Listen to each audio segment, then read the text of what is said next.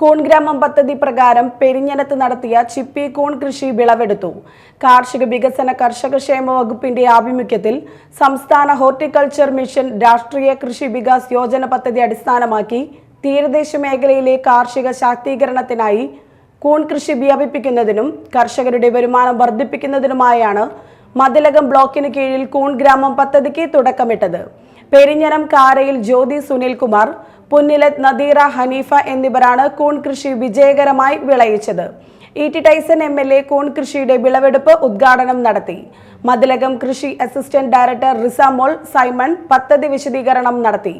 Panchayat vice president N.K. Abdul Nasar, standing committee ചെയർപേഴ്സൺമാരായ E.R. Sheela, Sayida Muthukoya Thangal, Hemalatha Rajkuttan, block panchayat അംഗം K.A. Kareem, CDS chairperson Saritha Kannan, കൃഷി officer P.A. Nanu, കർഷകരായ ജ്യോതി, നദീറ തുടങ്ങിയവർ സംസാരിച്ചു.